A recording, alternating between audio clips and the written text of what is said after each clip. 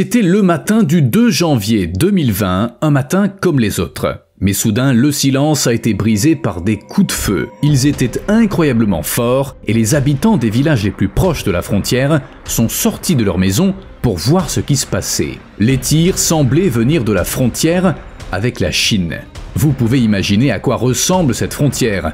Des clôtures, des barbelés, des tours avec des soldats armés. Mais la particularité des troupes nord-coréennes, c'est qu'elles tirent sur tout ce qui bouge. Des corbeaux volaient depuis le côté chinois, traversant le fleuve Tumen vers la Corée du Nord où la mort les attendait. La plupart des corbeaux abattus tombaient dans l'eau et ils étaient emportés par le courant. Mais certains parvenaient à atteindre le territoire nord-coréen avant d'être touchés. Leurs corps étaient alors ramassés et brûlés. Je me sers un café et je vous dis tout.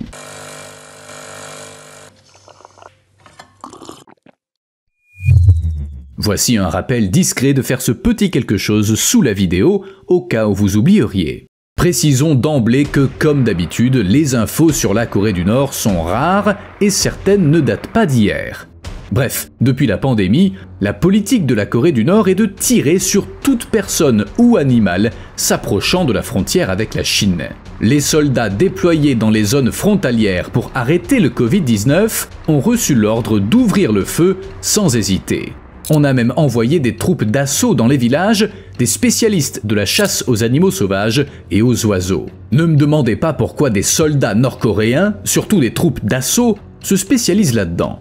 Ils abattent donc les animaux le long du fleuve dès qu'ils les repèrent. Chaque soldat possède des armes de chasse et des explosifs afin de protéger la frontière, bien qu'il ne semble pas vraiment nécessaire de protéger la frontière des corbeaux. Certes, pendant la pandémie, il y a eu quelques cas de transmission du Covid-19 de l'humain à l'animal, mais la transmission inverse est très rare et elle nécessite un contact étroit. Pourtant, les autorités nord-coréennes ont réagi de manière très agressive, tuant des animaux sauvages pour arrêter la maladie. Les habitants étaient consternés. Après tout, ces animaux ignoraient qu'ils tentaient de pénétrer en Corée du Nord. Depuis la pandémie de Covid-19, la Corée du Nord a encore renforcé son isolement. La question, c'est comment elle a pu s'isoler encore plus. Le gouvernement a fermé les frontières, ajouté des clôtures, des postes de garde, renforcé les contrôles et établi de nouvelles règles, dont l'ordre donné aux gardes-frontières de tirer à vue sur tous les êtres vivants. Ces mesures ont coupé la Corée du Nord du reste du monde et stoppé presque tout mouvement transfrontalier et tout commerce, formel comme informel, sans exception. Même l'aide humanitaire.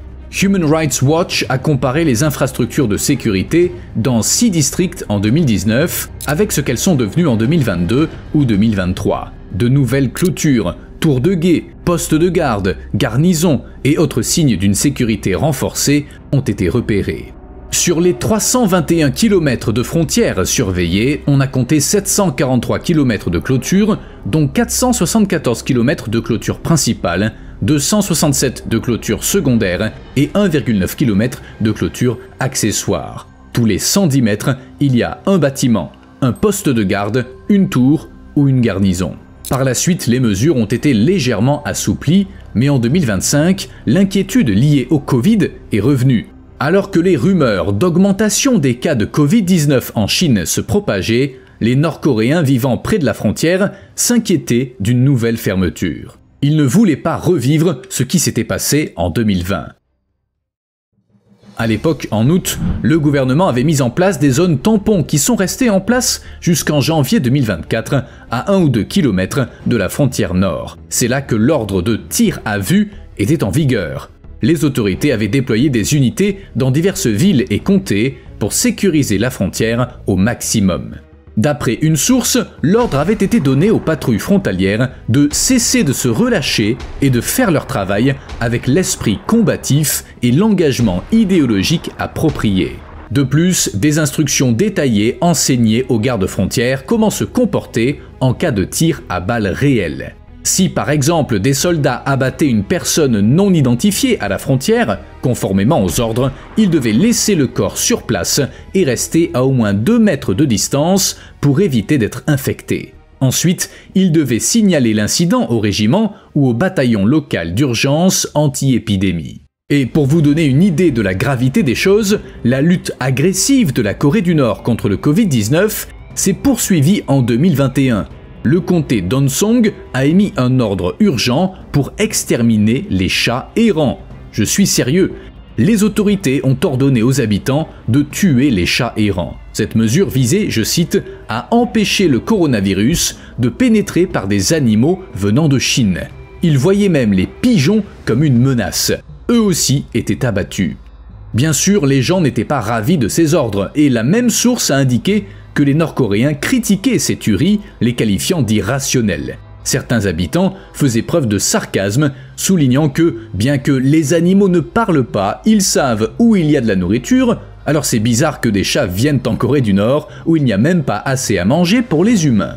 Mais le fait de tirer sur les animaux qui traversent la frontière n'est pas propre à la Corée du Nord. En 2019, la Corée du Sud a envoyé des tireurs d'élite et des chasseurs à sa frontière nord pour éliminer des sangliers porteurs de maladies venant de Corée du Nord. Et pas que des tireurs d'élite, ce qui aurait déjà été une sacrée opération. Les autorités prévoyaient aussi d'utiliser des drones dotés de caméras thermiques. Tout ça pour repérer des sangliers infectés par la peste porcine africaine près de la zone démilitarisée. Le but était d'éliminer les sangliers à Incheon, Séoul, Goseong et le long de la rivière Bukhan.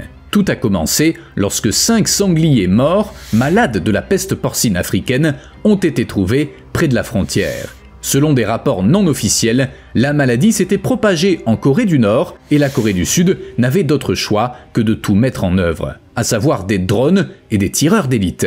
Vous y croyez ?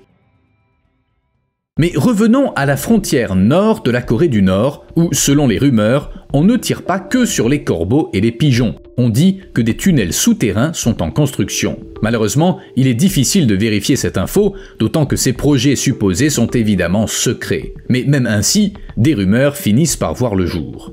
De quoi s'agit-il? Dans la région montagneuse de Jagang, à la frontière entre la Corée du Nord et la Chine, on creuserait des passages souterrains pour permettre à Kim Jong-un de s'échapper en cas de problème. Les habitants de la province de Hamgyong du Nord parlent de plusieurs tunnels enfouis à des centaines de mètres sous terre. Ils seraient destinés à Kim Jong-un, sa famille et ses proches collaborateurs, notamment en cas de guerre. Une autre source de Ryanggang a corroboré ça. Elle a également mentionné que pendant la guerre de Corée, les dirigeants avaient été repoussés jusqu'au fleuve Yalu. Les tunnels viseraient à éviter que la chose ne se reproduise. Naturellement, personne ne connaît leur emplacement exact, car même le processus de construction était top secret.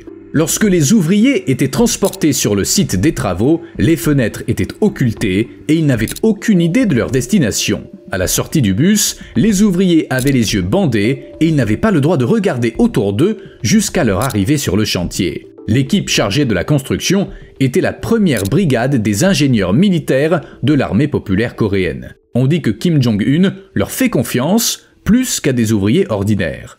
En tout cas, les rumeurs se propagent, même sans confirmation officielle. Par exemple, lorsque le dirigeant du pays a visité les régions du Nord près de la frontière chinoise en 2017, les médias sud-coréens ont supposé que la construction des tunnels secrets menant en Chine était achevée. Selon l'armée américaine, le pays possède entre 6000 et 8000 installations souterraines. Alors pourquoi pas en construire quelques-unes de plus pour son chef ? Personne ne sait à quoi ces tunnels ressemblent, mais c'est pas les premiers tunnels transfrontaliers creusés par la Corée du Nord. Dans les années 60 à 80, le pays a creusé des tunnels vers la Corée du Sud, sous la zone démilitarisée. Bien sûr, c'était pas pour préparer une issue de secours, mais plutôt pour attaquer le pays voisin depuis le sous-sol. Selon la taille des tunnels, ils pouvaient laisser passer de 10 000 à 30 000 soldats par heure, et certains étaient même assez larges pour les véhicules.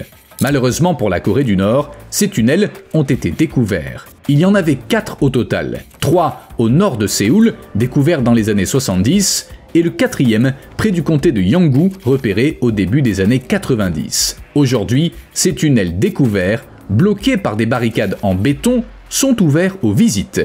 Mais d'autres tunnels non découverts pourraient servir un jour à des attaques, et les soldats sud-coréens sont constamment à l'affût. Repérer ces tunnels prend du temps.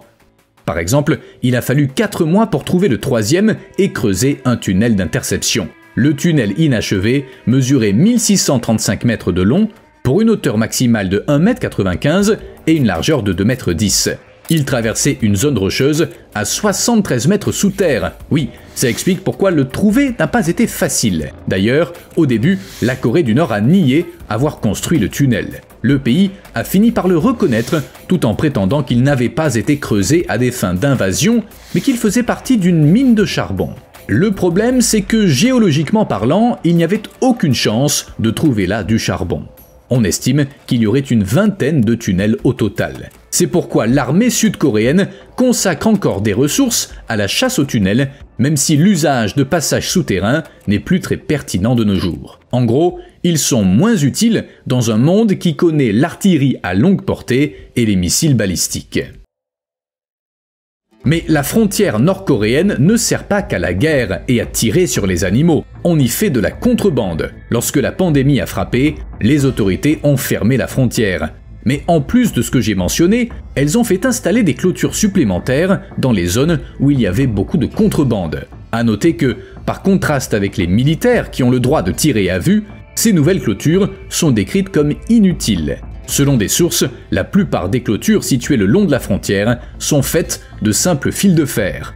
Parfois, il est si fin que la clôture se balance à la moindre brise. Peut-être que le pays ne disposait pas des matériaux nécessaires pour construire une barrière solide et plus appropriée. Avant le Covid-19, la Corée du Nord utilisait du fil d'acier acheté en Chine et parfois du fil barbelé. Mais avec la pandémie, le commerce s'est arrêté et la Corée a dû se débrouiller autrement. Le site Daily NK a même suggéré que la pose de la nouvelle clôture n'était que du tape à l'œil destiné à obéir aux ordres donnés. Personne ne pense sérieusement que la clôture peut empêcher les activités illégales. Il faut dire que la contrebande fait partie intégrante de la vie quotidienne en Corée du Nord. Les gens vivant près de la frontière avec la Chine font tous de la contrebande, c'est leur principal moyen de subsistance. Et bien sûr, aucune clôture ne les arrêtera, surtout s'ils peuvent la défaire en tirant dessus. À plus forte raison, si faire de la contrebande est pour eux une question de survie. Lorsque le Covid-19 a commencé à se propager en janvier 2020, la Corée du Nord a déclaré l'état d'urgence. Comme ailleurs, ça a causé le chaos et entraîné une frénésie d'achat dans tout le pays. En conséquence, les prix des produits de base ont doublé, voire triplé. Ça a conduit à une famine qui a failli faire de nombreux morts. L'activité des marchés a quasiment cessé et seule la contrebande a empêché qu'ils ne disparaissent. Bien que la contrebande privée ait disparu, les marchandises arrivaient et arrivent encore par des contrebandiers approuvés par le gouvernement. Des sortes de corsaires qui enfreignent la loi, mais font quelque chose d'utile. Ces contrebandiers ont donc continué à ravitailler les marchés et les gens ont pu échapper à la famine. En parlant de contrebande en Corée du Nord, c'est un sujet étonnant. Les importations et les exportations consistent en des opérations de contrebande validées par l'État. La plupart ont lieu à Hyesan dans la province de Ryanggang. De là, la Corée du Nord exporte des herbes médicinales, des champignons lingji et des sangsues séchées vers la Chine. Avant la fermeture des frontières à cause de la pandémie, les contrebandiers privés faisaient la même chose, mais après, ces marchandises ont fini entre les mains de compagnies commerciales. Ça reste de la contrebande, mais soutenue par le gouvernement. C'est absurde, mais les contrebandiers étant ce qu'ils sont, peu à peu ils ont commencé à cacher des métaux précieux comme l'or dans leur cargaison. Ce qui est interdit, mais ils y parviennent en passant des accords avec des gens haut placés pour augmenter leurs profits.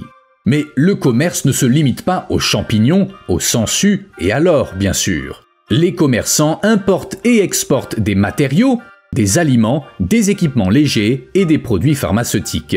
Des commerçants chinois envoient des matières premières en Corée du Nord où des commerçants nord-coréens les réceptionnent et les transforment en produits finis.